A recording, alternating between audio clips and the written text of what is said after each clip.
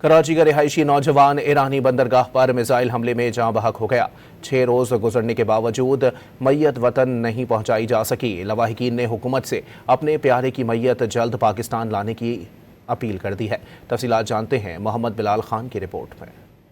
कराची के इलाके माड़ीपुर यूनुसाबाद का रिहायशी नौजवान यासिर खान ईरान की बंदरगाह बंदर अब्बास में मिसाइल हमले में जाँ बहक हुआ। वाकया 23 मार्च की शब पेश आया जब टग बोट पर मिसाइल से हमला किया गया। हमले में यासिर खान शहीद जबकि उसका साथी सुबहान जख्मी हो गया। लवाहिकीन के मुताबिक यासिर और उसके साथी टग बोट पर 6 माह से मुलाजमत कर रहे थे। जब मेरे को इत्तला मिली है कि उसका एक दोस्त था जो बनारस का रिहायशी था, सुबहान नाम था, ये एक साथ ही गए थे 6 महीने कबल पहले।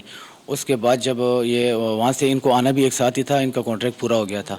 उसके साथ जो सुबहान लड़का उसका दोस्त बनारस का रिहायशी था, उन्होंने हमें इत्तला दी है कि 1 मिनट की बात हुई, ईरान के नंबर से कॉल आई है कि इस तरह जो है ना आपके भाई की जो है ना वो आपका भाई शहीद हो गया है। मेरी हुकूमत पाकिस्तान से यही है रिक्वेस्ट है और दरख्वास्त है कि मेरे भाई को जल्द से जल्द वहाँ से निकाला जाए।